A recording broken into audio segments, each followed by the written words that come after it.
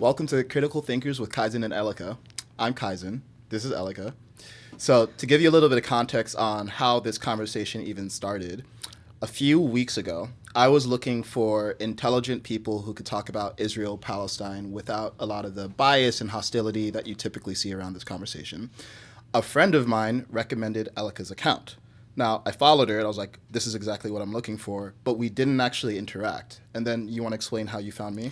I saw a video of you, and as soon as I watched the video, I could see that you were sort of explaining the principles of exactly what I was looking for, which is not what to think, but how to think, and allow people to sort of leading people to their own conclusions, you know, because I felt like that is exactly what is missing in this time.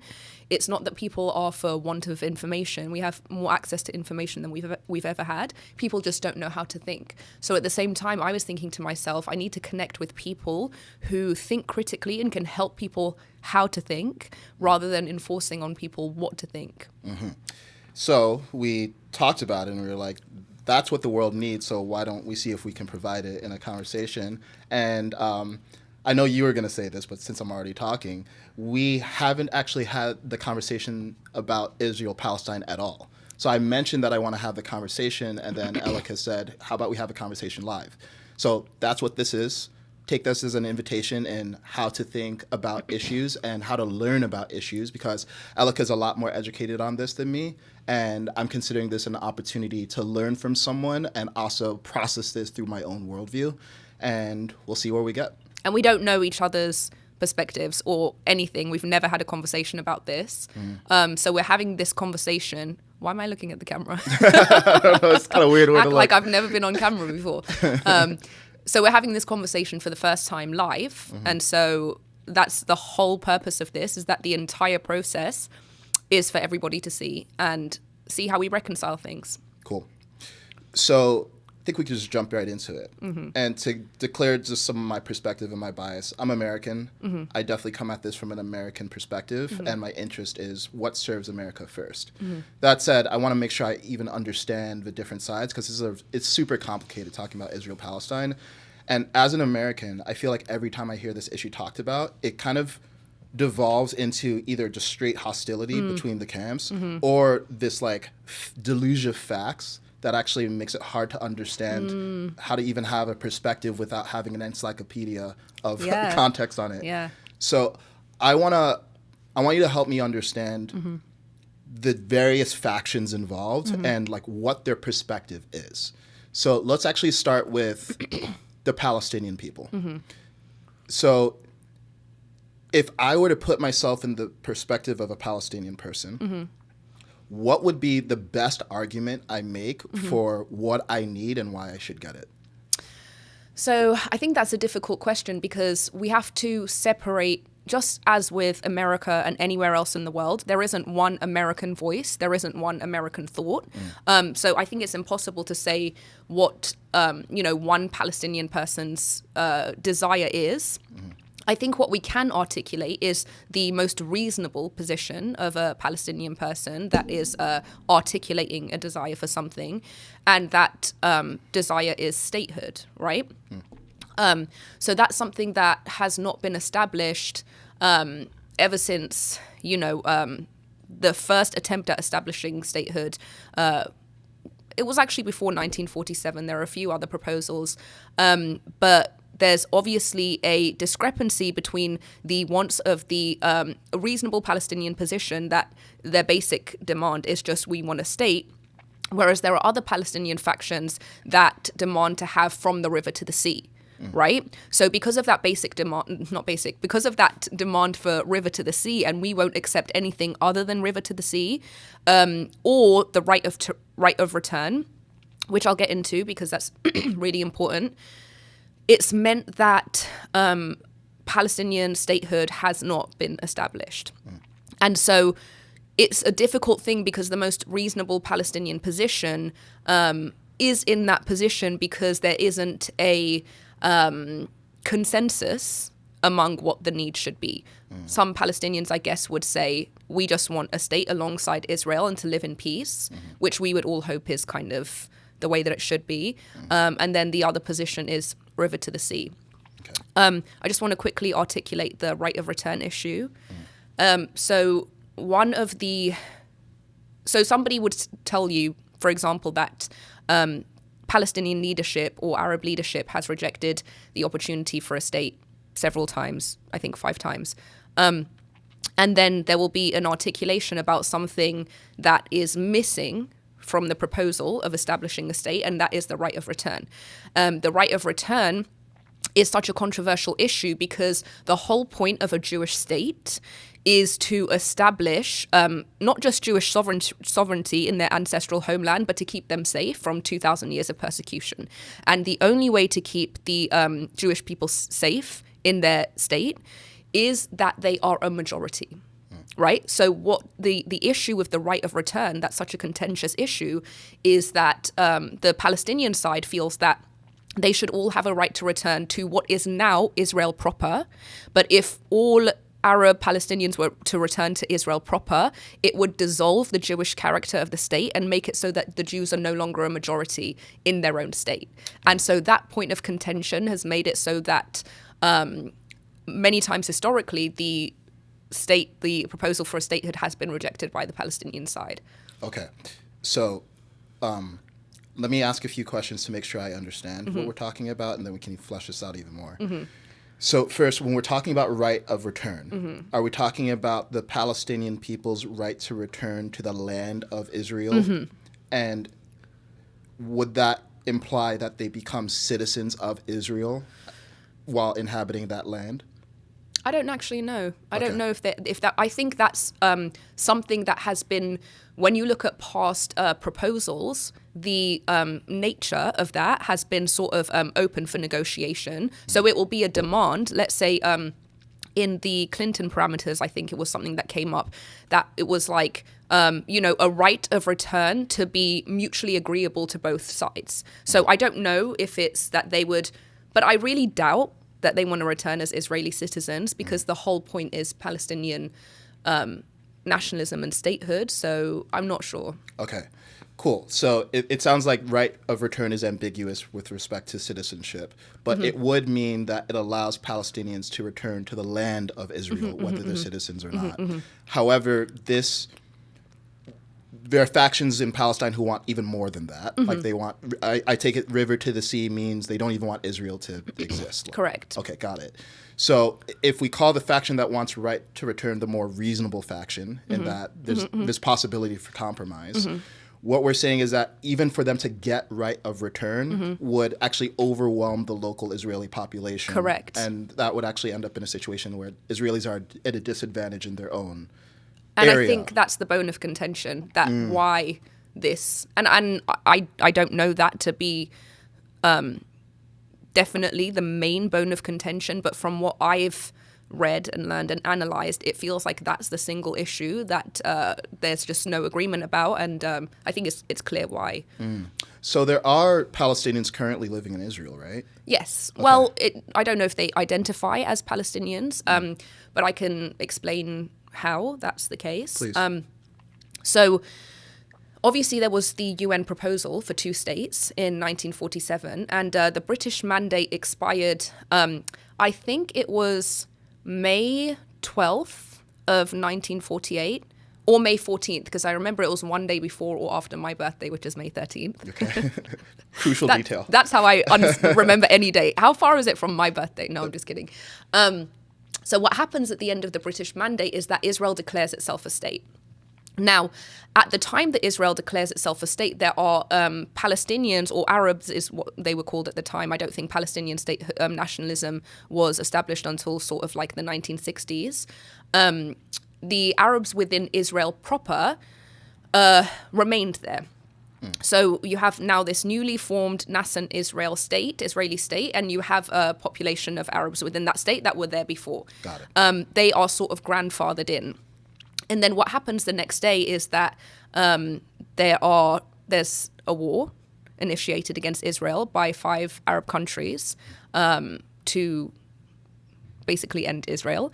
And they're very clear that they say, our ambition is to end the Israeli state and remove Jews from the land. Now, within Israel at that time, you have a bunch of Jewish and Arab towns, as was the case in historic Palestine. But in some of those towns, you have Arab factions that are collaborating with the Arab countries to go to war with Israel. So those factions are expelled from the land, and that's where you may have heard the term Nakba. Some of them leave voluntarily, some are pushed out, and then in other instances there is an advice to them to leave and then return after the war. So what ends up happening is that the Arabs within the Arab towns that don't collaborate as part of this war against Israel are allowed to stay, and they're grandfathered in as Israeli citizens. And that is how today you have, I think, 2 million Arab Israelis in Israel. Whether they identify as Arab or Palestinian, that's, not something that's my place, I guess. Yeah. Okay. So what it sounds like is there's essentially two factions of Palestinians, and we can call them Arab depending on where they are, but same group. There's the faction who believes that Israel shouldn't even really exist. And they actually represent maybe a majority view in the Middle East, at least at some points in the 20th and 21st century, because there was a war, as you said, with 5 Arab states basically trying to wipe out Israel, right? So we don't know how much of the Palestinian population has that view, but like that view is representative of a larger view in the Middle East. Then there's another faction which you called reasonable, right? And that's subjective, but we can say it is subjective. Yeah, but at least there's a compromise that's possible with that group. Yeah, that is more in favor of Palestinian statehood independent of Israel, and that does not require that Israel does not exist. Yes. Okay, so if we talk about just that faction, what is preventing that faction from getting what they want? I think what's preventing them from getting what they want is the authority of Palestinian factions such as Hamas that won't allow that to be the case. So, for example, when Hamas comes to power in 2005 or 6, whenever it was, they start by slaughtering members of Fatah, other Palestinian groups, and even going after the PLO. That the PLO, even though that's a contentious issue in itself, has historically been more amenable to compromise with Israel, which is exactly why Hamas is, not in favor of that.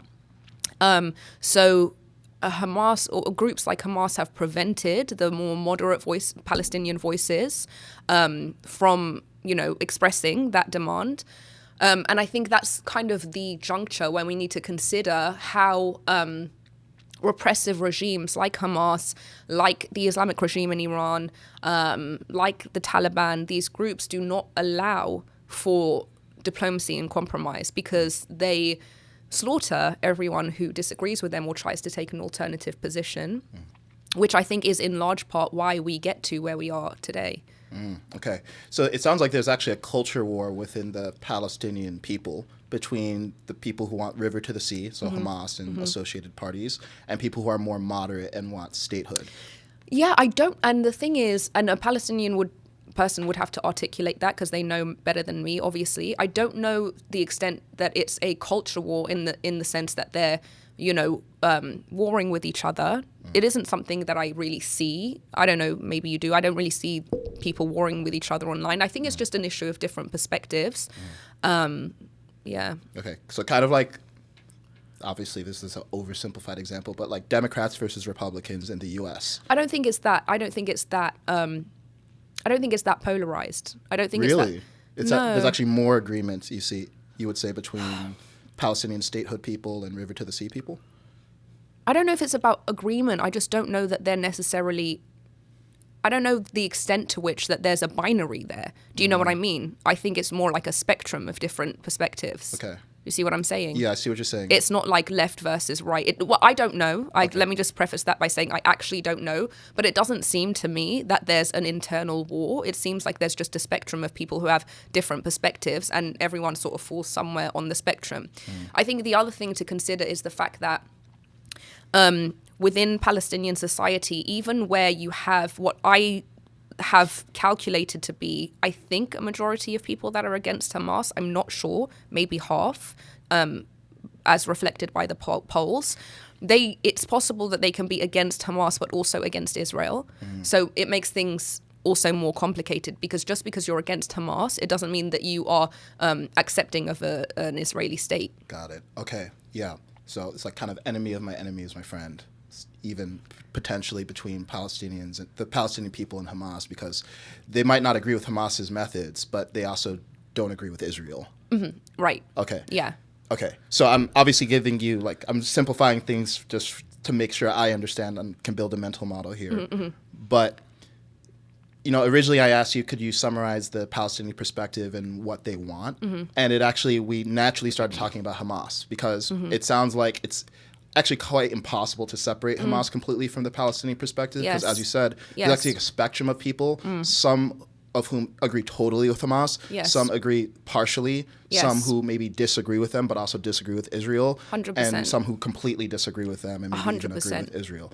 And I would say that Hamas is just an outgrowth of that percentage of the population that represents that culture of river to the sea. Okay. So going back to this term reasonable, right? I mean, if we think of reasonable as just capable of being reasoned with, right? Is there even, for the more like Hamas, pro-Hamas camp, is there even possibility of reconciliation with Israel, or it's literally all or nothing? It seems to be all or nothing. I think the main issue with this camp is just the perception that this is a land that belongs to them. But the reality is that this concept of belonging is just way too nebulous to really have that much conviction in, because we're talking about a very transient history on this land, a history of very transient populations that begins with Jewish indigeneity. And then you have various conquests. You have the Romans that conquer the land and take the Jews to Rome to build the Colosseum as slaves, which reduces the population a little bit. And then over time, you have more and more conquests. So then you have the Arab-Muslim conquest of the 7th century. That's when the Jewish, and now Jewish and Christian character of the land is altered to become a Muslim-Arab character of the land. Yeah. And so over time, you have these transient populations. You have Christians, Muslim, Jews, Baha'is, Zoroastrians, Persian Zoroastrians. And there really isn't a concept of ownership, because all of these lands in the Middle East and North Africa are under what is called a caliphate, right? And with one leader, the caliph. So once the caliphate collapses, that's when you enter the state-building era. So in the state-building era, that's when the British Mandate, the French Mandate, the Mandate for Mesopotamia, these are when these mandates are established, where you're now creating these states. You're creating Lebanon, you're creating Syria, right? You're dividing these lands that weren't divided before. And there is a lot of displacement. There is a lot of disagreement. Syria wants more of Lebanon, but eventually they agree to forego maximalism for sovereignty, right? So, okay, I don't get this entire land, but at least I get a sovereign nation, which is my priority, right? Same with Iraq, same with Kuwait, same with UAE. So all of these states are now being built. This is at the same period of time that Israel and Palestine, there's an attempt to create these two states. And of course, at the same time, Jews are being displaced out of the Middle East, almost 1 million Jews displaced out of the Middle East. And of course, out of Europe, because it's the time of the Holocaust. And so you have this mass displacement of millions and millions of Jews who have nowhere else to go but this ancestral homeland that they want to establish a state within.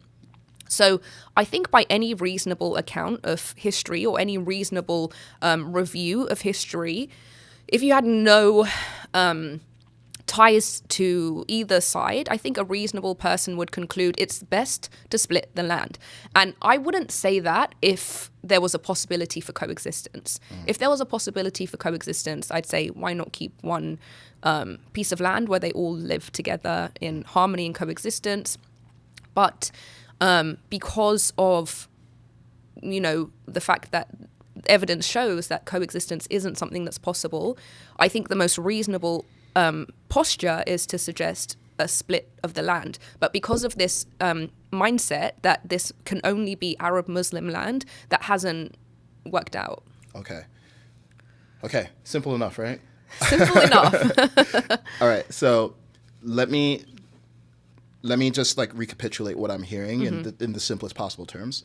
So part of the problem here is we don't even have agreed upon definitions of what ownership is. Correct. And that extends beyond just the Israel-Palestine situation. I mean, you mentioned Lebanon, Syria. They all used to be under a caliphate. The caliphate fell. And as a result, like there's like this amalgamation of different lands that didn't even exist prior to the caliphate falling. Very good listening. Thank you. It would kind of be like if the Roman Empire fell and then a bunch of different factions said, oh, this is our part of the Roman Empire. Correct. But it's like, before you guys were all just Roman Empire. So Correct. This is actually kind of incoherent. Yes. And before, just sorry to cut you off, before the British Mandate, that land, that caliphate was under Turkish rule. It was the Ottoman Empire. Yeah. So that's even more significant that you have this rule that's neither Jewish nor Arab Muslim, right? I mean, it's Muslim, but it's Turkish. So it really and that's for 400 years before the British Mandate. So at this point, there's really no belonging, right? Yeah. It's under Turkish rule. Yeah, and I'll acknowledge that I'm sure to some Palestinian people, and we'll get to the Israeli perspective as well, internal to their culture and also like religious histories and what they're told about the Promised Land and all that stuff, internally it makes sense to them. But I can say like as an American externally, I haven't heard a compelling argument for why anyone owns any particular piece of land. What I do... Go ahead. I think this is a really good time to bring up the concept of indigeneity and to ask the question whether indigeneity is the sole determining factor of whether one owns the land. Okay, so let's define this, because when I hear indigeneity, I assume it's something indigenous. Yes. Okay, so give me more context. The definition of indigenous is people that were on a land before it was colonized by anyone else, essentially. Okay, so who's indigenous to that land? So this is where it gets complicated. Jews. Oh, it wasn't complicated before. Oh, yeah, no. This is where it gets extremely complicated. Okay. Jews are indigenous to the land, okay? So the first state on that land was the Kingdom of Israel. So, yes, you have... And sorry, just to interrupt. Does everyone agree on that? Like, everyone that is agrees. A fact? Everyone agrees, but here's where it gets dicey. When the Arab conquests occur... some Jews stay on the land and they live as dhimmis, okay? Have you heard that term? Not really. Okay, a dhimmi is basically it's a person of the book. So it's a person who subscribes to a religion before Islam, so either a Christian or a Jew, who's allowed to continue practicing their religion, but they must trade. They essentially have to live as second-class citizens under Islamic rule, and they have to trade that for protection from the caliphate. So they're made to pay a tax called the jizya. The consequences for not paying are beheading. They aren't allowed to own property. They aren't allowed to own horses. They can't be a part of the body politic, etc., etc. So where was I going with this? Yeah, so we're talking about indigeneity. Okay, indigeneity. Okay. And let me just summarize where I think we're at. So it's an established fact that the Jews were in Israel first. Yes. They were the indigenous people there. Yes. However, at some point, the Islamic Caliphate took over. Yeah. And the Jewish people who remained on that land were essentially second-class citizens, a.k.a. dhimmi. And here's where it gets dicey. Okay. So some of the Arab Muslims of the land converted to Islam because that was the option, right? So you can convert to Islam and be a normal citizen, or you can retain your religion, but you have to live as a second-class citizen. So now a percentage of the Palestinians today are descendants of the Jews. Oh, man. What a twist. Who converted to Islam. Wow. So they say, which is true, that they are also indigenous, right? But then the question arises, okay, this is the question, and this is why it's so complicated. Does indigeneity mean that you have to still embody the indigenous character of the land, or do you just have to be genetically indigenous? In other words, to retain indigeneity, do you have to be Jewish, or do you just have to be a genetic descendant of the indigenous people of the land? And if that's the case, then it goes different ways. Okay. Wow, I didn't even consider that. Because there's ethnically Jewish, and then there's religiously Jewish, and then there's overlap, but they're not always coupled Well, to one I another. don't think today they'd be considered ethnically Jewish. I think what it would be, okay, let me just add one more thing that's going to make this 1,000 times more complicated. You start with the Canaanites. Have you ever heard of that? I don't know what that is. Okay, so the Canaanites are the original inhabitants of the land. Okay, so you have the Canaanites. Then you have a subgroup that develops from the Canaanites, which are the Hebrews, right? So from the Israelites, right? That's where the Jewish people descend. They descend from the Israelites that descend from the Canaanites. Now, on that land before it was colonized, there are also Canaanites. Who are not Israelites. Exactly. Okay. So there's a subgroup that are Israelites, and then there's just the indigenous Canaanites, right? Some Palestinians today also just descend from the Canaanites without even descending from the Israelites. Okay, great. So it's a very, very, very complicated question, indigeneity. Yeah. So you can see why both sides feel that they are indigenous, except that it's you almost have the same thing happening on both sides, where for Jews, let's say that they were dispersed out into the Middle East and in Europe and things like that, and they inherited admixture, like let's say European admixture or Middle Eastern admixture. You have the same thing going on with the Arab population now, who, because of the Muslim conquests and settlements, they are inheriting Arab admixture, which is also not indigenous to that land. Okay. So now you have both sides who have partial indigenous DNA and partial admixture from other parts of the world. Okay. You're starting to see. I see why this is complicated. Mm-hmm.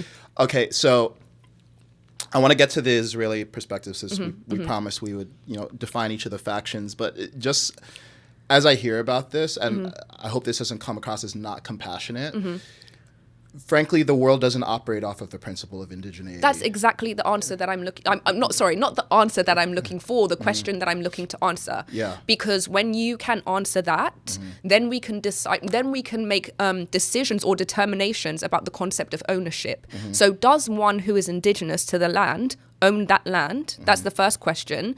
And number two, does being indigenous mean that you have to continue the indigenous character of the land? Meaning that even though you're genetically indigenous, it doesn't count unless you're embodying that Jewish character or Canaanite character. Do you see what I'm saying? Yeah. And I think part of the problem here is this is so complex, and there's not distinct categories, because sometimes these categories mix with one another.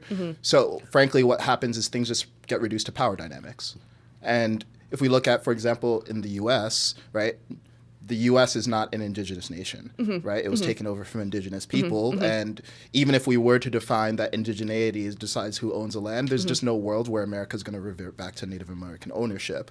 That's true. Right? So like the practical reality is it's a power game. And if we acknowledge that, then to me, the more useful exercise seems to be, instead of trying to discern like rules around ownership, is just figure out, okay, there's a reality here, and some nations and some peoples are more powerful than others. How can we get them to get along with minimal loss of human life and conflict?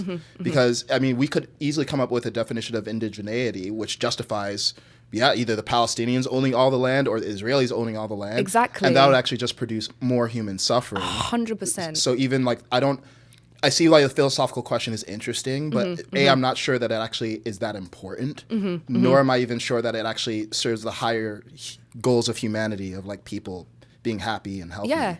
I 100% agree. And I think that based on the history where indigeneity is such a complicated question, and you can see why both sides have a feeling about that, that would lead any reasonable person to believe that, okay, so maybe the best thing is to split the land, right? And that's what makes it even more frustrating, that there's this total intransigence, right, to the idea that Jewish people are even allowed to be on the land. It feels so unfair because it's like, not only do they have that indigenous genetic tie to the land, but also they had no choice but to return. I think that second element would be something where this argument could have gone a different way. Let's say that because they tried for 2,000 years, they tried everywhere they went and it didn't work. They just kept getting kicked out because they are the most convenient scapegoat in human history, which we can also get to. But I think if the circumstances were different, where they weren't being subject to genocide virtually everywhere they went, and they just one day decided like, oh, I think like I'm just going to go back, and then you could say, you know what's settled is settled, which is what a term or a concept that we apply heavily in the law, stare decisis, that which has been decided, because of exactly what you said, that to like America has already been established, right? And all of that blood and bloodshed that's gone past is gone. And the same thing with Israel, even though it's not the same circumstances of establishment, Israel exists. And so to argue with its existence is to argue with reality, right? Yeah. So it's just not helpful. It's just impractical. It's impractical, right? and it's unfair because, like I said, that second element where there was no other choice. And I often use this as an example when people say white colonizers. I say, what did you want them to do as they were leaving the shores of Germany on refugee boats back to Palestine? Did you want them to jump off of the boats and drown in the bottom of the ocean so that 100 years later you wouldn't call them white colonizers? And they're like, they're stumped to provide an alternative.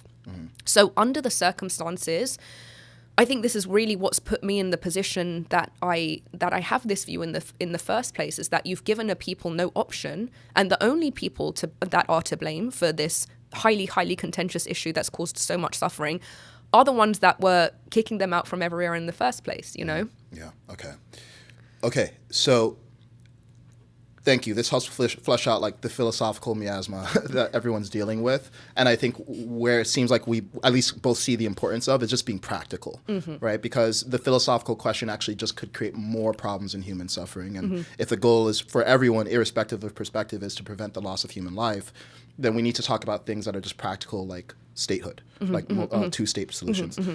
Now let's talk about the Israeli perspective to make sure that we understand that. And specifically Israeli people, not the government.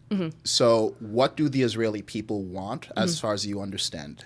As far as I understand, they just want peace. They want to live in a state and not be constantly attacked, and not just by Palestinian factions, their neighbors. They don't want to be attacked by the Arab and Muslim world anymore, right? You think about how many countries have, or regimes have historically subjected Israel to this level of threat from day one, right? It was the next day. It wasn't the next week after establishment. 24 hours later, the war begins, right?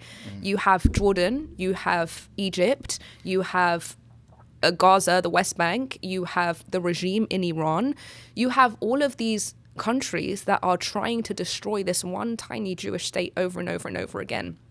And what I read, I think it was in Einat Wilf's book, The War of Return, where she described peace not as being, I can't remember the way that she described it, but she said it was something that was essentially the reason why it was so important to them, to the Israelis, is because of the immense cost of not having peace. So when you put that into perspective, that every time there's a war, thousands of them are being sent off, thousands of them are being killed. It's their brothers, it's their children, it's their siblings that they're losing because of a lack of peace.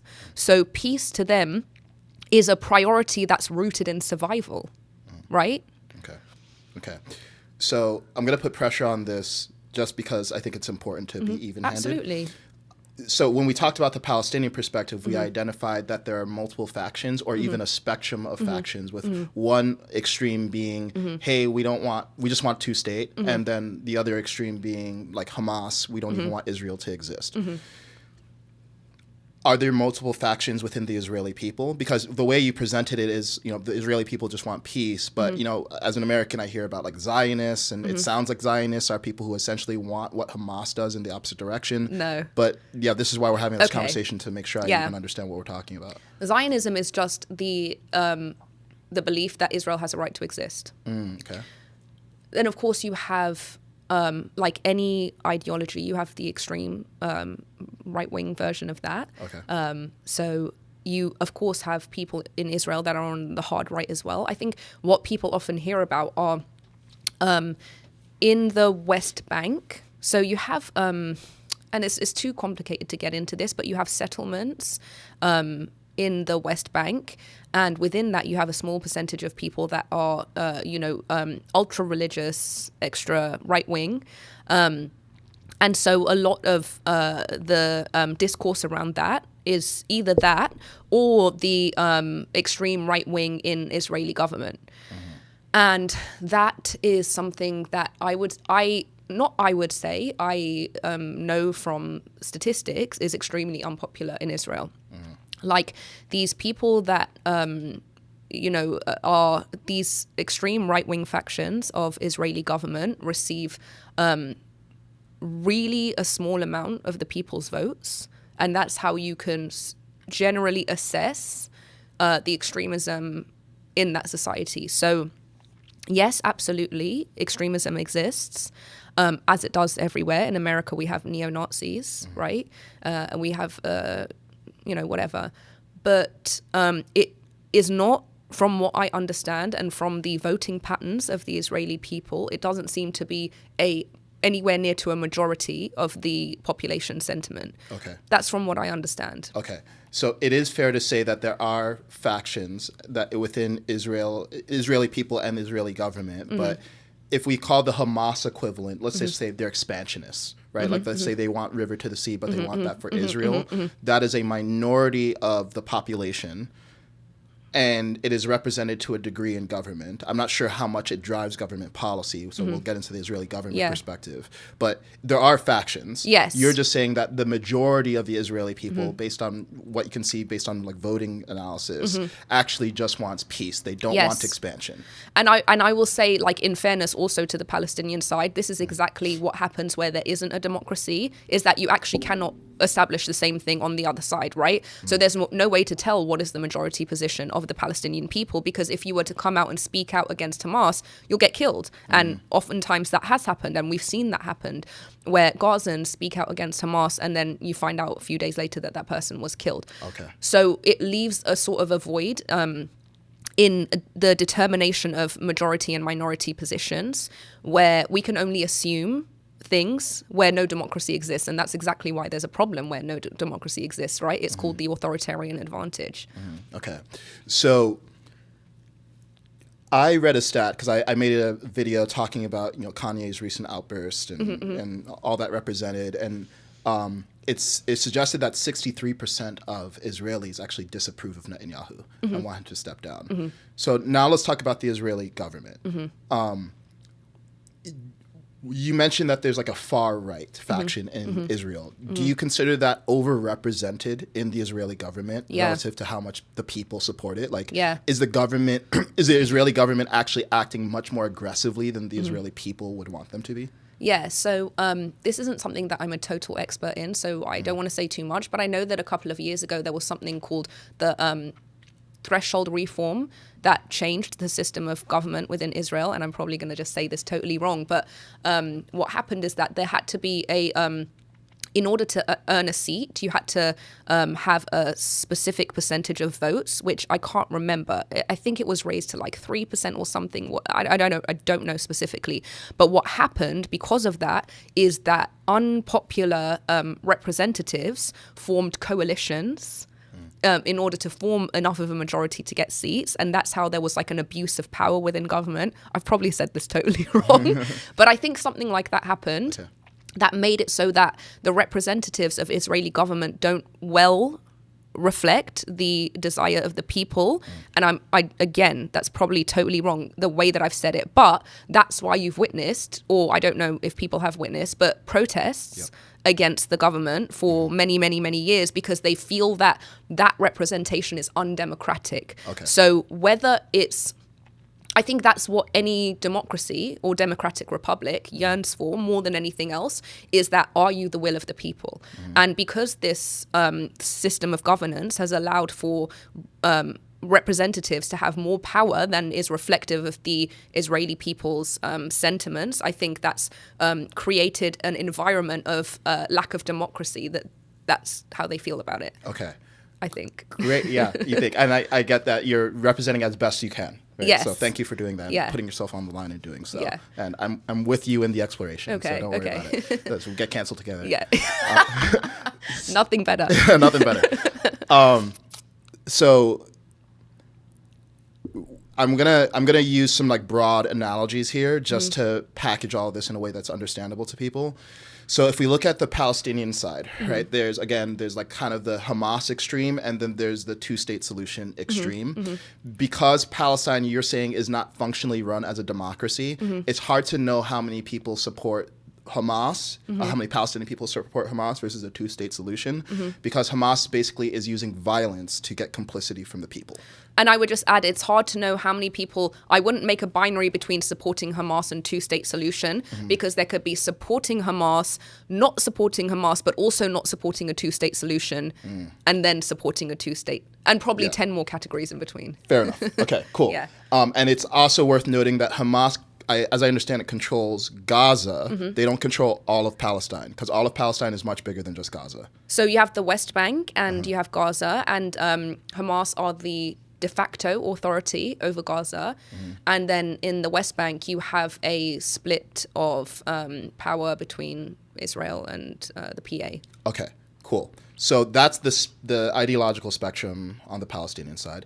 Then if we look at the ideological spectrum on the side of the Israeli people, there are people who just want peace. First, describe to me, what does peace mean? Like saying, hey, we're just going to purely defend ourselves, but we don't even want Gaza. We definitely don't want to expand. Like, what does peace look like in practice for these people? Okay, so from my experience of talking to many Israels, All of the Israels. I spoke to all of the Israels, Israelis, visiting Israel, reading books, etc. My perspective is that most Israelis would want, if it was possible, a two-state solution where both sides are not trying to kill each other. However, due to ongoing attempts to attack Israel, I guess you could say, I think people are starting to not believe in that possibility anymore, not believe that two states are possible. I'm not sure the percentage, but I feel as a matter of common sense and practicality that simply has to be true because of, like I said, the human toll of not having peace on Israelis, right? The human toll of not having peace is not just constantly being subjected to intifadas, right, and October 7th. It's also the constant sacrifice of their people in wars, their soldiers. And so as a matter of just, like I said, common sense and practicality, makes sense that would be the majority position, although I don't know if most people believe in that anymore. Okay. So let's say maybe prior to October 7th, most people just wanted a two-state solution. Most Israeli people wanted a two-state solution.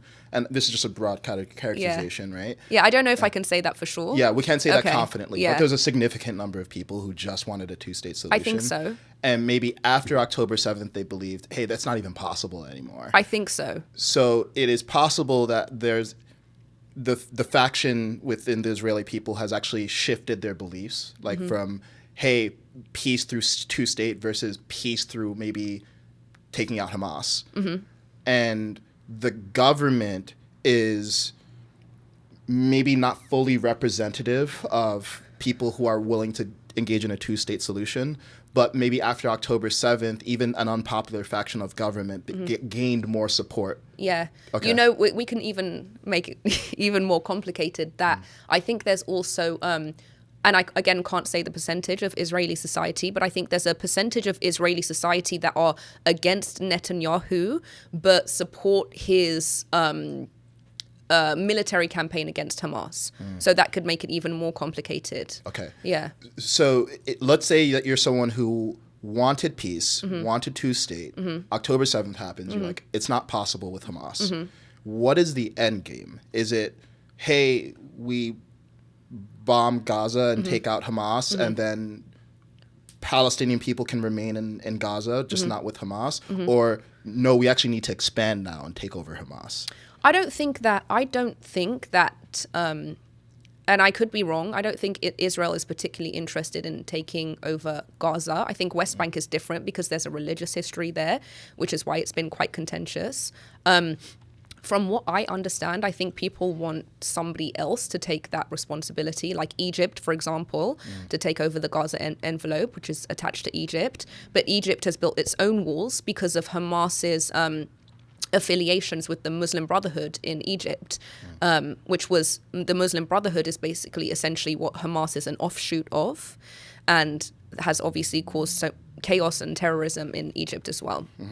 So I think it's hard to say what the end goal would be, but I recently made a video explaining that, an obvious solution would be de-radicalization, right? It would be de-radicalization. First of all, Hamas has got to go, but for the rest of Gazan society that has this radicalized view that, we have to kill all the Israelis, I think, and that's not all of them, mind you, but I think that some form of educational and systemic de-radicalization, as with Nazi Germany, is the best way forward. And that's exactly what had to happen in Nazi Germany, because if you remember, like we were there, but a lot of Germans were, Nazism wasn't just a Nazi regime. Yeah. It was a way of life that had become embedded into German society. Yeah. And it was, I remember reading this book, this year, I read this book from a Holocaust survivor. I think it was The Happiest Man in the World.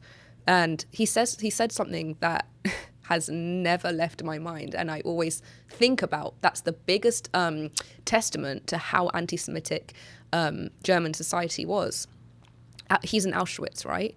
At one point, he manages to break out of Auschwitz, and he's going to try and find help. I think he ends up knocking on a door or a couple of doors, and they come with their guns and start shooting at him. This man decides that his maximum chance of survival, it's so insane to actually say this, he breaks back into Auschwitz. Oh my God. Oh, wow. He breaks back into Auschwitz, reasoning that he has a better chance of survival in a Auschwitz concentration camp than in Nazi Germany. And that, to me, is the biggest testament to what Nazi Germany really was. So it's not that you just take out this Nazi regime and all of a sudden Jews are safe. They weren't safe in Germany. They weren't safe in Europe. And they weren't going to be safe until the entire society was de-radicalized from Jew hatred. Now, this is something that exists deeply in Middle Eastern society. And Jews aren't going to be safe in the Middle East until that de-radicalization process occurs. Yeah. Okay. So I do want to talk about the American perspective on this, but I think I feel like I want to show my cards here too. And because I've been thinking about the way that the Israeli government is approaching this, and something just doesn't really make sense to me about it. Because, again, to recapitulate all the positions, Palestinian people, some of them just want two-state and they want peace. Some of them more support Hamas. There's everyone in the spectrum in between. Right? Among the Israeli people, they want peace, many of them. Of course, there's a small faction who wants river to the sea. They want to take over the whole thing. Maybe some of the people who wanted peace believe that the only way peace can be achieved is by being aggressive militarily versus Hamas.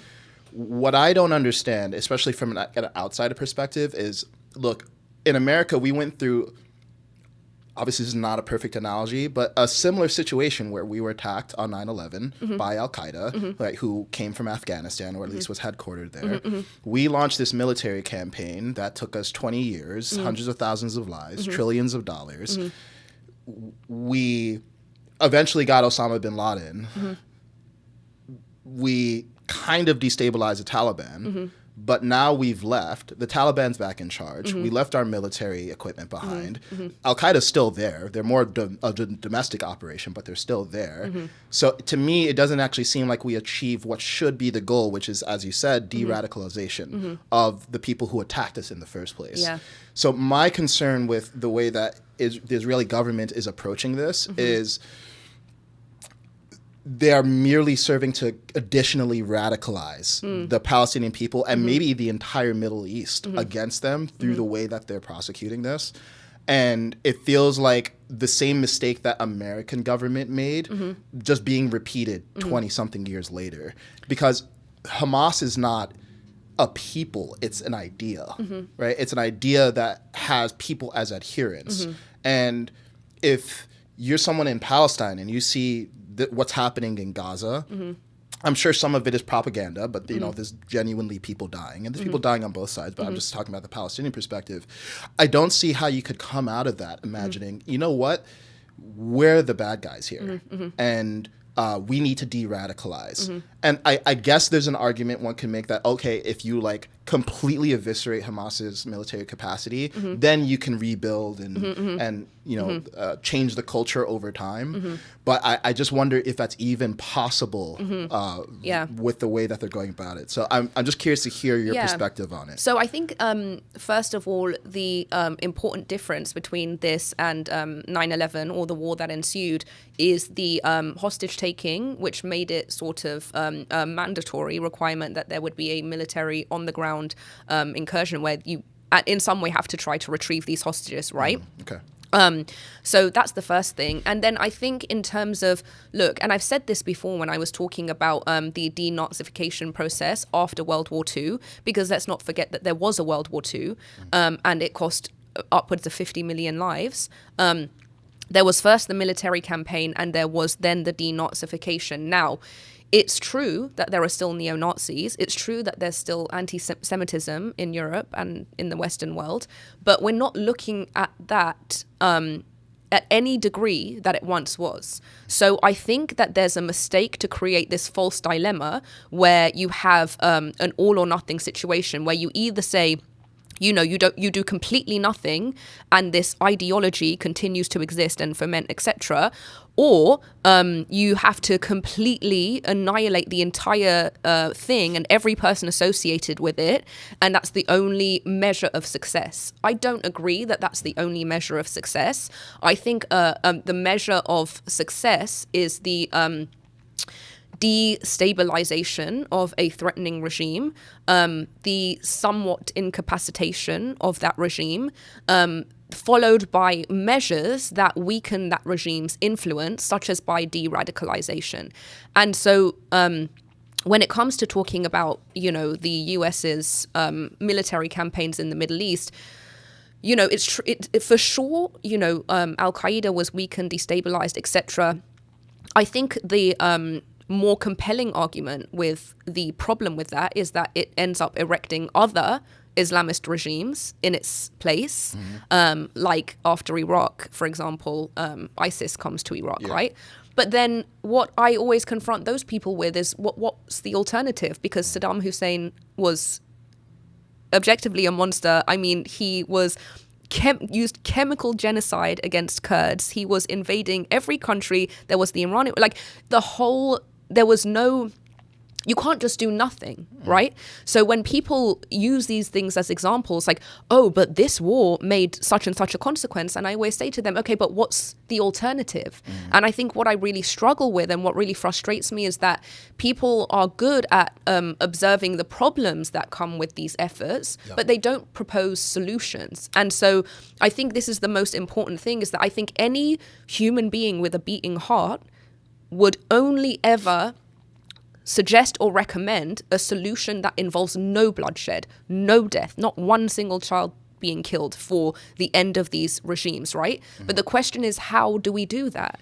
And no one seems to have a solution. Yeah, I mean, again, drawing imperfect analogies here, but have you ever read the letter that Osama bin Laden wrote after the attack? It's a propaganda letter, Yeah, it's a propaganda letter. Okay, yeah. And still, I mean, the conceit of the letter was essentially, hey, you guys have been doing this to us, and this is us taking a stand against you. Yeah, but let me just tell you why it's propaganda, in case it's not clear. He was doing that to the Middle East.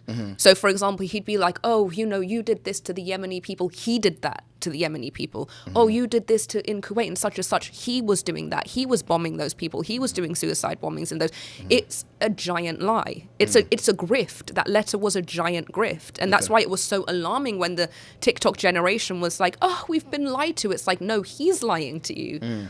So is it possible that both our government and he was lying, as in he was doing awful things in the Middle East, but we were too?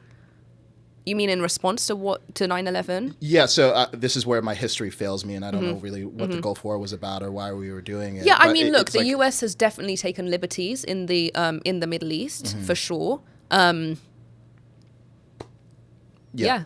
So the reason I mention this is because there'll always be psychopathic monsters like Osama bin Laden who are hypocrites and are doing the same thing that they're accusing But you know us what? of. Let me just caveat that. Okay. The US's history in the Middle East has been the actions of a self-interested nation. Yeah. And I think that there's a difference between self-interest and terrorism, to say the least. So, for example, during World War II, the Shah of Iran at the time, the King of Iran, Reza Shah, who was the grandfather of the current Shahzadeh, who is Crown Prince Reza Pahlavi, he was deposed because he would not allow a corridor through Iran as part of the war efforts against the Nazi regime. And that set off a whole chain of events that was super problematic for Iran in the aftermath.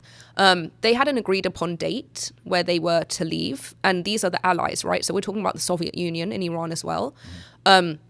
The Iranians tell us in books, I say that like I'm not, but Iranians tell us in books that the Americans left on the agreed upon date. The Soviet Union just said, no, we want to stay and we want to expand our influence into Iran.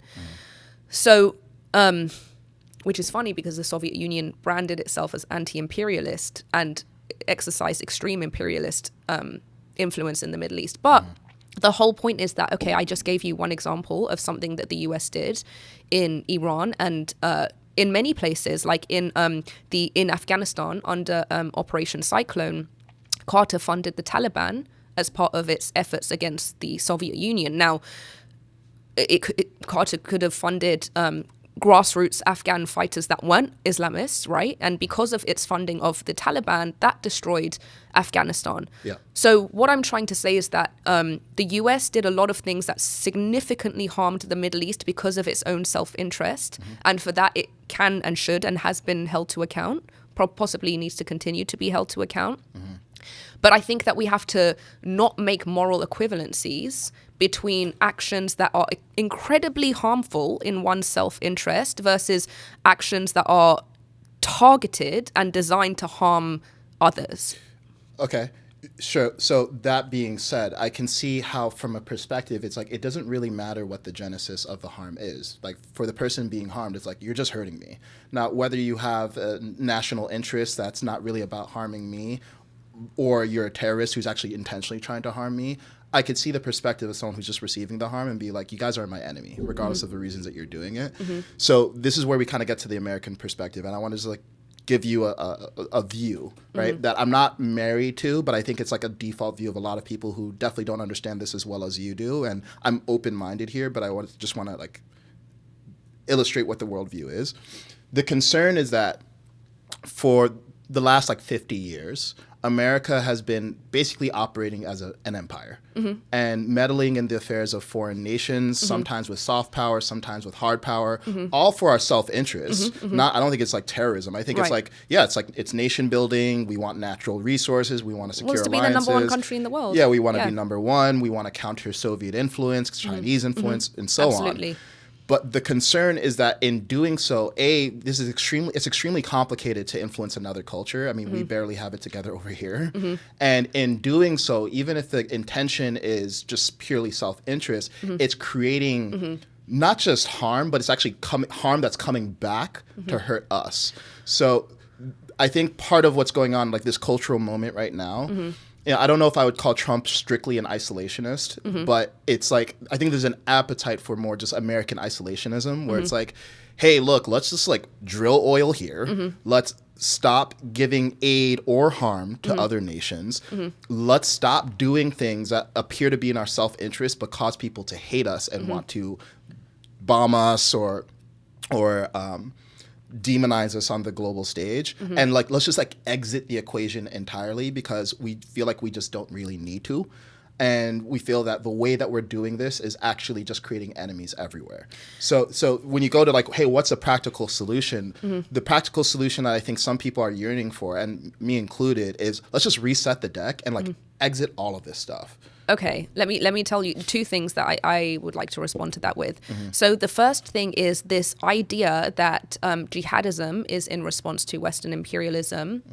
Is actually jihadist propaganda, because jihad was used for the first time in the 7th century to conquer 25% of the world. And the language that it used then is the same language that it uses now. When it went to reach Iran, the language was submit to us, or we will send you a people who love death more than they love life. And so whenever people say, terrorism in the West is just a reaction to Western imperialism, I say, okay, well, what was it a reaction to 1400 years ago, right? Because that is jihadist propaganda. It finds something to hide behind to support or justify its expansionism, which occurs regardless of what the West does or doesn't do and happened before the West even existed.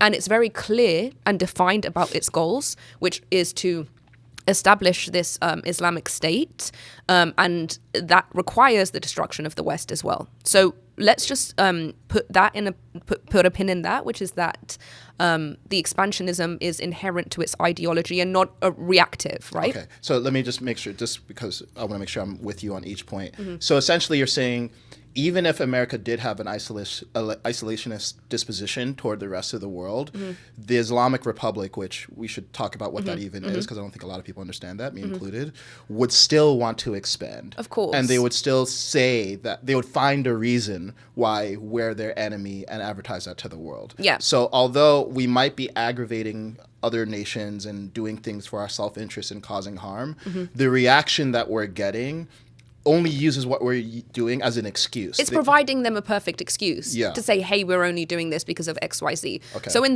a way, that's also problematic to be giving them that excuse. The other thing I wanted to say about the concept of isolationism is that that saying, which is like, you break it, you pay for it, right? So the West was extremely instrumental in bringing the Islamic regime to Iran, which we can have a nice segue there.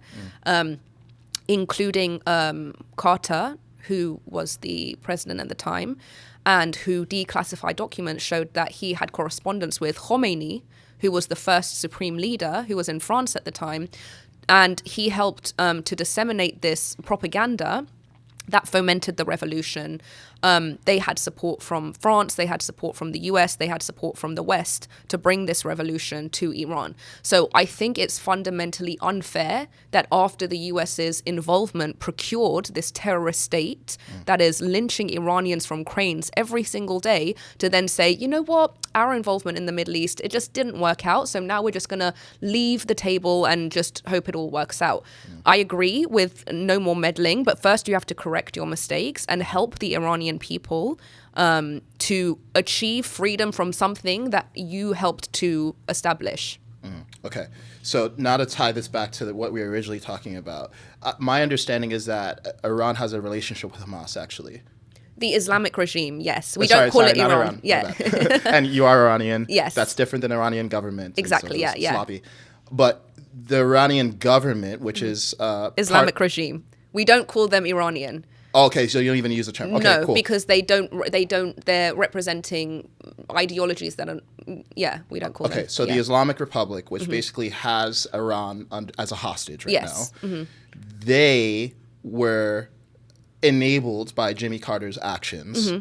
And as a result, you're saying that America has a responsibility to correct the situation that they helped create for the Iranian people. But I'm not advocating for war, just to be clear. Yeah, not war. So, policies that isolate and alienate the regime to weaken and destabilize them so that the Iranian people can achieve freedom through revolution. Okay. Now, tying that back to Israel-Palestine, would you say that America's role there should be similar?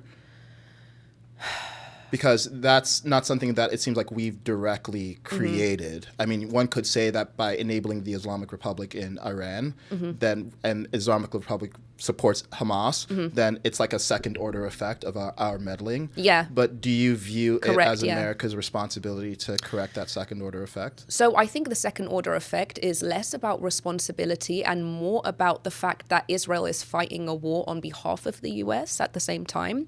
So as we were talking about these, so let me just go back a little bit and explain something that after the collapse of the caliphate, which was around the early 1900s, there was a revivalist movement, and the revivalist movement was a desire to return to the caliphate, right? Because that was the rule. That was the rule that they were seeking. So from this revivalist movement, you have a lot of these Islamist groups that started to pop up. So, ISIS, Al-Qaeda, Taliban, the Islamic regime in Iran, in all cases, somehow influenced by this revivalist movement. So what Israel's doing is that Israel disrupts the Islamic hegemony in the region, and it is the first point of call against those Islamist regimes. So the whole idea is first they come for Israel, then they come for the West. So the US, I think it has its own self-interest in Israel, as Israel being that first point of call to resist these enemies that are attacking Israel for the purpose of getting ultimately to the US. Okay. So I don't know that the US's interest in the Middle East is about correcting past mistakes. Sorry, the US's interest in Israel and Palestine is about correcting past mistakes. I think it's more so about its self-interest in that case. Okay. So this is where we get into abstract territory that I think it's not obvious how supporting Israel protects the U.S., right? So like imagine, I'm not advocating this, but imagine Israel does get wiped out, right? The worst possible scenario. Help me understand what would actually happen that would be directly threatening to the United States. Is it that Islamist regimes consolidate power in the Middle East and start launching nukes to the U.S.? Yeah. Like what is that? Okay. So the whole idea of creating this caliphate is that first it requires dissolving the sovereignty of each one of these states. So it's not just Israel, right? It's every one of the states. It's Egypt, it's Jordan, it's Syria, it's Iran, it's Kuwait, because all of these states have to lose their borders in order to re-establish the caliphate, right? So then once the caliphate is re-established, you have this consolidated power amongst Islamists who, we can just see what it looks like in Iran, where you have that consolidated power across an entire nation of 90 million people, that this state has become the biggest state sponsor of terrorism in the world.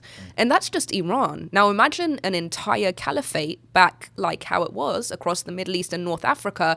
That is a significant threat that the US or the Western world is going to have to contend with at that point. So I want to understand what's the footprint of the Islamist regime within Middle East currently. Because you're saying that if Israel disappeared, they're basically our first line of defense against the Islamist regime taking over all of the Middle East. But what about countries like Saudi Arabia, for example, would they just become a part of this Islamist regime, or are they ideologically aligned with them? No. Saudi Arabia is, I think, historically has been a closer ally to the US, the same as the case with the UAE.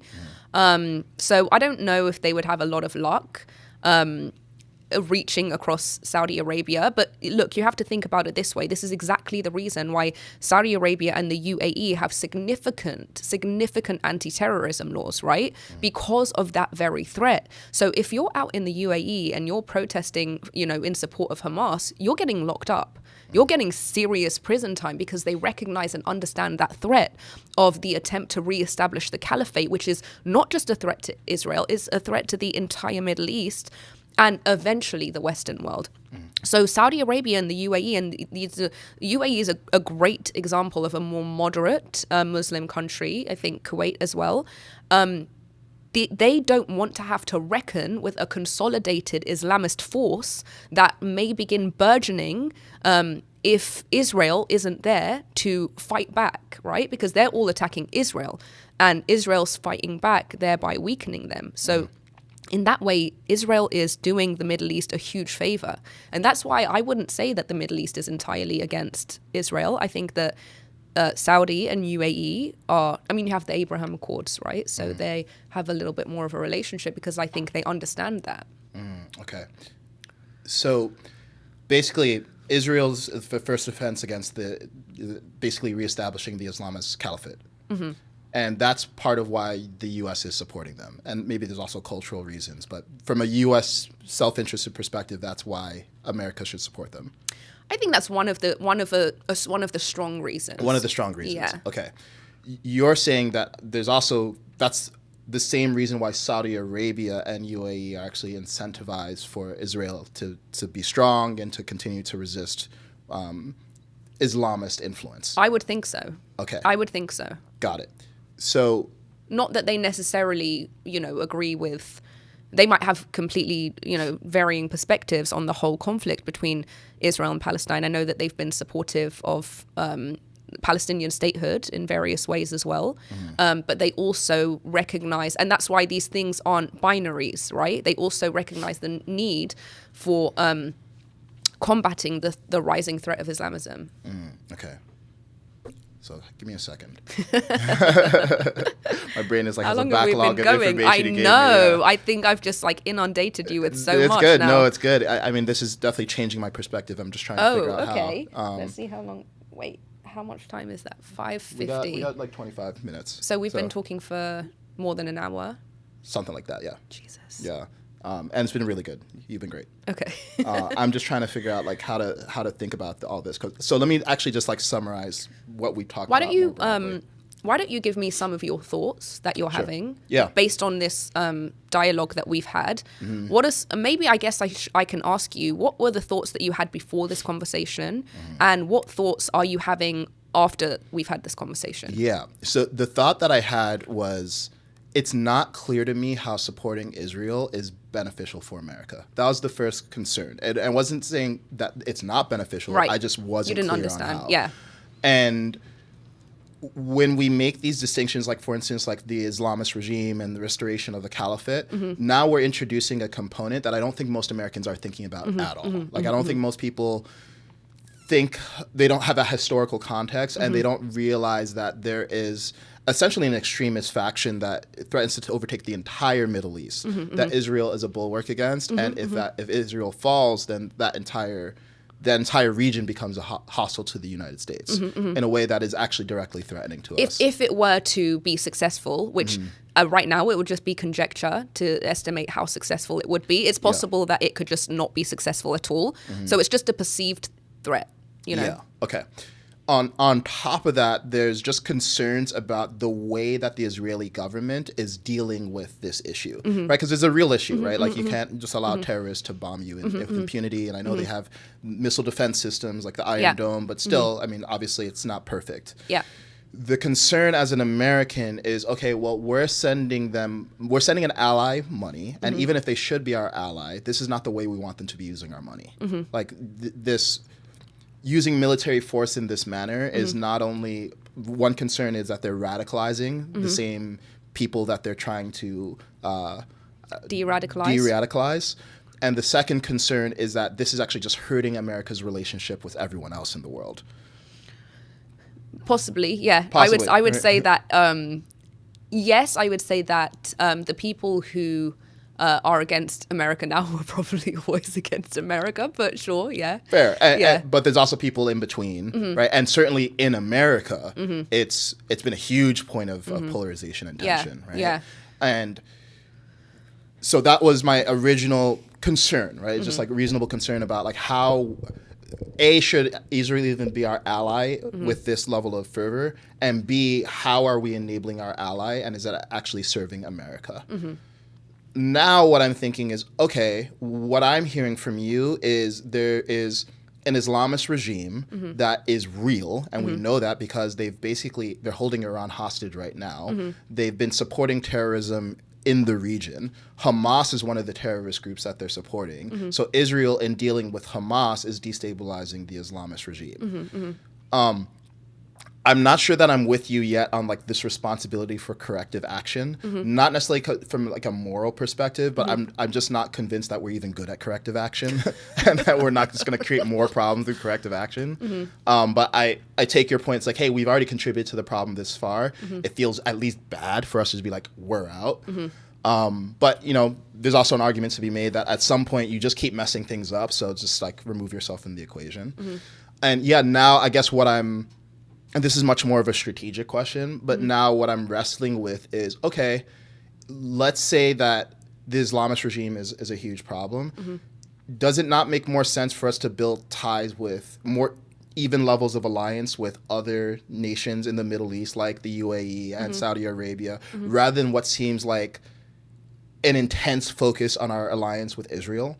Because as an American, one of the things you see in the campaigns, in the last campaign, is both sides saying Israel's our ally. Israel's our ally. And that seems both like... sides of who? It was like Republican Party, Democrat Party, Trump, Kamala, Biden. Pretty much there's been bipartisan support for Israel forever, right? Mm-hmm. And if the argument is, hey, the real goal is not to support Israel. Mm-hmm. The real goal is to support America by countering Islamist regimes, then shouldn't the argument be, hey, we need to support the entire region in a way that staves off Islamist regime? I would say that, except that it's contained in those areas that you would imagine building greater relationships with, right? Saudi has a hand on it. UAE has a handle on it. So I don't think that, and I think you'd be absolutely right in circumstances where a country is wrestling with an Islamist threat. And in fact, that's something that's happened historically in the Middle East, and the US hasn't been involved. But I think a really good question to ask at this point is whether we should not be taking action because of the potential backlash in thought and ideology, or whether we should be curing that thought and ideology. So I'll tell you what I mean by that. One of the biggest, to me, manifestations of moral confusion in the wake of October 7th was that people did not understand that the ensuing war was Hamas's responsibility. People didn't understand that Hamas had gone into this country, massacred a whole bunch of people, taken them hostage, and then brought them back to Gaza. And at that point, you have virtually no choice but a military campaign to retrieve those hostages. Not only that, but because Hamas had buried itself in every single facet of Gazan life, you also are in a position where to reach Hamas, you have to reach everywhere in Gaza. And so one of the things that you can say at that point is that we shouldn't do anything because that's going to look bad, or it's going to radicalize people. Or you ask the question, shouldn't we provide moral clarity to people to understand what is the root of this issue? And so those are the two things that I think that we have to contend with. Is it that we don't do things because it's perceived a certain way, or do we explore the perception of that thing? Sure. Yeah. So basically calling evil evil. And saying hey, what Hamas did was evil, right? Regardless of the reason for that. But now when we talk about root causes, this is where I think, at least among, we're here in LA and there's a lot of people protesting in UCLA and these campuses. And the argument that some of them would make is, well, Hamas was responding to historical violence against the Palestinian people in Gaza, right? So people have talked about. That's just propaganda. Yeah, so I'm curious to hear this, right? Yeah. Because when we talk about roots, that's where it gets a little confusing for me. Because you could say, okay, well, part of the root of this was in 1947, the Israeli state was founded, right? And then immediately there was war, right? So Israel has been in basically a mortal struggle since their founding. And anything that they've done to the Palestinian people has been in the context of that, they've been attacked. But the argument that I think many people on the pro-Palestine side are promulgating is, hey, the Israeli people have left Palestinians in Gaza in inhumane conditions for a long time, and that's why Hamas is now rising. So I'm curious, you just said that's propaganda. I want to hear more about what is sort of acknowledging that what Hamas did is evil, regardless of the reason why. What is Israel's or Israel government's responsibility in creating an environment that is hostile to them? So again, this goes back to, that understanding the root is that Hamas created an environment that was hostile to the Palestinians because Israel unilaterally disengaged from Gaza in 2005 and shortly thereafter, Hamas begins firing rockets back into Israel, right? And in fact, Israel withdrew all of its, all the Israelis, the Jews in Gaza. So it was a Jew-free zone. And they're totally disengaged. And then Hamas begins attacking Israel again. And so now you have this military border around Gaza. And Hamas continues to misuse funds that are being provided for the Gazan people. It starts using water pipes to create rockets, and it's essentially creating conditions where the safety of the Israeli people is now requiring a higher degree of separation and a higher degree of restrictions over Gaza that are creating these oppressive conditions. But once again, it goes back to Hamas's actions that are causing those oppressive conditions. So that would be a circular argument to say that, Hamas was doing this because of the oppressive conditions of Gaza, but Hamas had created the oppressive conditions of Gaza by rejecting the possibility of statehood and creating circumstances that required a deeper level of isolation for the Gazan people, right? And so the reality is that this is something that Hamas hides behind in order to justify its violence against Israelis. But the reality is that Hamas has repeatedly said that it doesn't want a two-state solution. So we have to listen to the words of the people that are why they're acting, when they tell you themselves why they're acting, right? When they say, we're doing this, not because our goal is not to just, eliminate the military presence around Gaza. Our goal is to establish one state, one Islamic state across the entire region. We have to listen to them. That, what leftists, particularly Western leftists, say, is their own interpretation of something that Hamas isn't even saying, right? Yeah. Cool. So you're saying in 2005, right, Israel basically left Gaza alone. They were out, and then almost 20 years later, there was this attack. Oh, no, there was constant attacks. I mean, there were constant attacks. There was this successful terrorist attack. No, there was constant successful attacks. Okay. So many Israelis. They've been constantly attacked since they left so the many region. hostages have been taken. It just, this exact same thing has been happening ever since then. October 7th is just a huge deal because of cameras and phones. But this is just a repeat occurrence for the past 20 years. This is the most significant massacre. Got it. So it wasn't like some binary Israeli people were hoping for peace, and then October 7th they're abandoned. It's like this was the final straw. Exactly. In a series of straws that were put on the camel's back. Yeah. So between 1947 and 2005, what was happening in Gaza? Because I think the arguments that someone, a leftist would make is, okay, well, maybe Hamas rose to power, in the 21st century, and then they started doing really extremist stuff. But there was all sorts of things that Israel was doing in Gaza that created the conditions for Hamas, who is unreasonable, to rise. So we can agree that, look, regardless of the original conditions, Hamas is just unacceptable because there's literally no solution that doesn't involve genocide for them. Yeah. And this doesn't excuse them, and there should be an acknowledgement that there were things that the Israeli government did to the Palestinian people in Gaza before that created an environment where extremism could rise. Like what? I don't know. That's what I'm saying. So you ask them, like what, for example, right? Yeah, I mean, I can tell you what the perception seems to be. The perception seems to be that the Israeli government has been mistreating the people in Gaza pretty much since they've been founded. They've been taking over territory that originally wasn't granted to them. They've been an expansionist That's state. just not true. Okay. It's just not true. Israel won, so in the Six-Day War of 1967, once again they go to war with Israel. Israel wins some of this territory in the war. It wins Gaza, it wins the Sinai Peninsula, it wins the West Bank, it wins the Golan Heights, which is a part of Syria, and it returns those parts of the land to their respective initial countries as part of peace deals, right? But everything has been in retaliation to a war that's constantly engendered against Israel. So I don't think that there's any time in history. In fact, there's no time in history since 1947 where Israel has unilaterally just gone into Gaza and just started harming people. That's never happened. And I don't think anyone could make such a claim. Okay. So you talked to me about the Six-Day War that you just mentioned. So there was a war. It sounds like it was initiated against Israel shortly after their founding. They won. They took over territory, and was all of it given back? So there was a peace deal with Egypt. So the Sinai Peninsula was returned to Egypt. The Golan Heights was not returned to Syria because essentially Assad, the first Assad, and the next Assad, so I guess it was across a significant period of time. So I don't know if you know, but Syria has been a base for Hezbollah, which is another proxy of the Islamic regime in Iran. So the Assads allowed Hezbollah to use Syria as a base to continue to attack Israel. So because of a failure to make this peace agreement, because the Assads would not agree to prevent Hezbollah from using Syria as a base to attack Israel.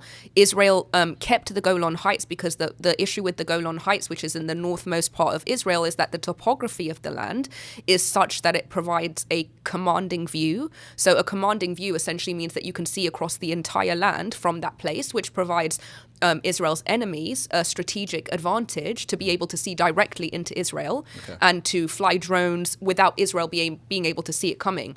So Israel understandably says, look, we can't give back the Golan Heights unless we can have this peace deal. And the Assads are not, agreeing with that. So essentially everywhere that has agreed to a peace deal, such as Egypt, and it also unilaterally, like I said, it returned Gaza, and it made this peace deal with Egypt and returned the Sinai. But where it wasn't able to procure a peace deal because of continued threats against Israel, it did not return the Golan Heights, for example. Okay, so to summarize what you're saying, Israel won the Six-Day War. They took a bunch of territory as a result, but they gave back all the territory except for the Golan Heights. Sorry, and the West Bank. And the West Bank. And the West Bank then, through the Oslo Accords with the PLO, became divided in such a way that you now have this division between Israelis and Palestinians in the West Bank. Okay, got it. So they didn't give back Golan Heights because it was basically still a security risk to them, and they weren't able to find some sort of agreement on how to make it not a security risk. And the West Bank is sort of in this like kind of gray area. It sounds like, and there's some settlers from Israel there. There are settlers from Palestine there. And it's not somewhere that Israel has given back, but it's kind of in just an ambiguous area. Okay. And then Gaza went back to the Palestinians, and the Sinai went back to Egypt. Okay, cool. So, interesting. Give me a second.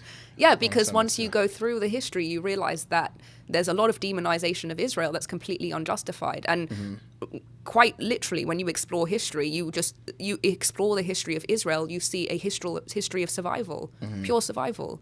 Now, I'm not saying that mistakes have not been made. I'm not saying that, there hasn't been overshooting. I'm not saying that I agree necessarily with everything, but you have to also understand that when you're in that situation of survival, if we take it at a microcosmic level, if you were to say that somebody comes in and tries to kill your wife and your children, right?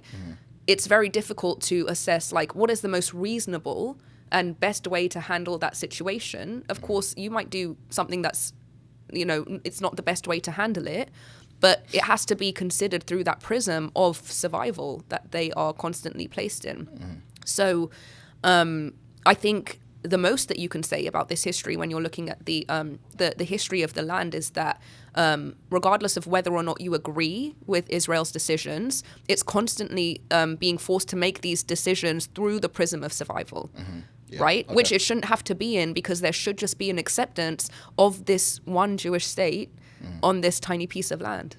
Okay, cool. So now to just like put a bow on this in a way that makes sense for how to move forward, right? Because there's a lot of historical context here, but as I understand it, you're essentially saying that Israel has been in a war for survival since its inception in 1947. They've done as much as one could expect within reason to accommodate even the people who are attacking them after they won against them. Hamas is an extremist faction that is just not, you can't reason with them. And I just want to say sometimes Israel's behavior may not have been reasonable, just to clarify. Fair, yeah. So they've done things within reason, and they've also made mistakes, as you said. Yes, right? Or just done things that are unreasonable, right? Not just mistakes, just like that was wrong. Yeah. Just to clarify. And they also have unreasonable factions in Israel, right, who are expansionist and are basically the Israeli version of Hamas, but it's a small minority. From this point, not just setting aside to everything that's happened before, what do you think Israel should be doing, and what do you think America's role should be? I think that it's very hard to say what Israel should be doing at this point, because I think I don't know that everything that happens from here on out is 100% within Israel's power or control. I do think what I would like to see is some stepping in of the international community in terms of the Middle East. I would like to see surrounding Middle Eastern countries step up and become involved in some way that can procure a solution. And I don't know what that solution is, but I don't think that this issue is going to be resolved between just Israel and Palestine or Palestinian territories. I think it's going to take the involvement of some other nearby countries. Yeah, that makes sense. I mean, especially with how much emotional trauma there is between these two factions now. Right? Yeah. Cooler heads need to prevail. What should America's role be? I think that America should continue to support the fight against Islamist and jihadist factions in the world, not just in the Middle East. You know, we're talking about Boko Haram in Nigeria, and we're talking about Sudan and other places in the world. And I think that the US should also continue to treat Israel as an ally, being that this is the only Jewish state in the world that Jews are safe, and if they aren't safe there, they aren't safe anywhere. Beyond that, I can't say what I think the policies of the US should be, except to prioritize the protection of not just the West, not just the US, but the Middle East and the world from the rising threat of jihadism. Okay. Thank you. Thank you. Yeah, this is super enlightening. And it's interesting because, when you asked me earlier, when I said, Palestinian, you're trying to proxy the argument that Palestinian people have been oppressed and that's why Hamas came up, is really interesting because I haven't actually heard the argument for. Obviously, again, Israel has done unreasonable things. Maybe there is an argument, yeah. I don't know it. But I haven't heard an argument that rises to the level of justification of what Hamas is doing. Right. And I don't know. If there is an argument, I don't know it. Yeah, and regardless, I mean, just like there's reasonable questions about whether the way Israel is prosecuting this war are actually helping them or helping the U.S. or actually hurting them, there's a reasonable question that people should ask of Hamas is the way that Hamas is prosecuting their cause actually helping their cause or harming it? And it seems pretty obvious that terrorist attacks against Israel have brought this upon all of the Palestinian people. Absolutely. That in theory they're representatives of, and in theory they're supposed to be protecting. And that's exactly what the Palestinian voices that I follow repeatedly say, which is that Hamas's actions are taking the Palestinian people away from statehood rather than towards statehood. And so overall, they are harming the Palestinian cause if the Palestinian cause is about statehood,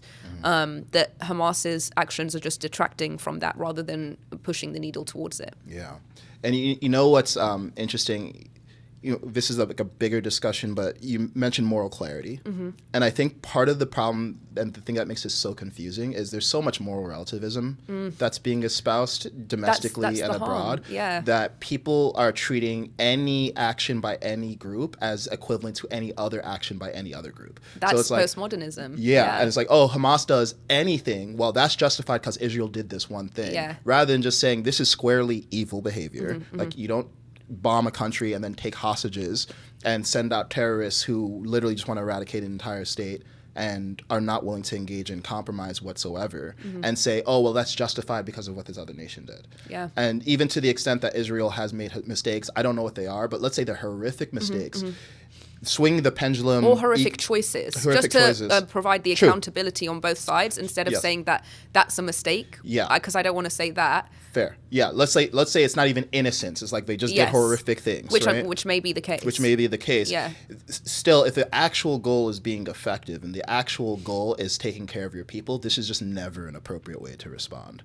And I think the other interesting piece of this is I think there needs to be, even when I kind of like fumbled, like Iranian government, Islamist regime, like what are we talking about?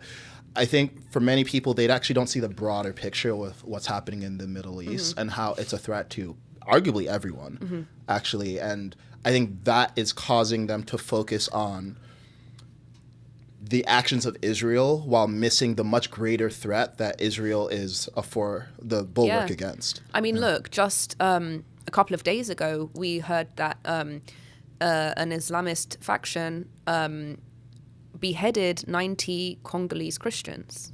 Sorry, 70. 70 Congolese Christians were beheaded, and that's nowhere to be heard of. There's no protests, it's not in the news, nobody's talking about it, right?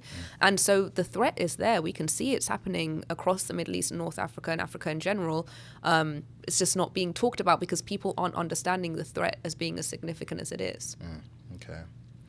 Elica, thank you. Thank you. Yeah, that was really great. That was really great, and I wish more conversations like this were happening. And I just admire not just your mastery of the facts, but your willingness to entertain other perspectives and just ask simple questions that reveal logical fallacies when they're there, and also be willing to hold up both sides to account, because that, I think, is missing from the discourse. I agree, and I just want to add the fact that, this, I think, is the one or main position when we talk about Middle East. This is the one position where I have more of a, I don't want to say expertise because it's not expertise, but I'm bringing a stronger position to the table, whereas I think that in future conversations, I'd say this is the one and only thing that it's going to be that way. Whereas in future conversations, I expect my positions to be a little bit more flowy. I don't know, because of equal amount of ignorance that I might have about certain topics, if you see what I'm saying, as compared to something that I've become more fluent in. And so when you become more fluent in something, you're sort of just like in a position. Does that make sense? I get it. Yeah, I get it. And I can tell you live and breathe this. So thank you for sharing a bit of insight. Thank you for listening. Of course.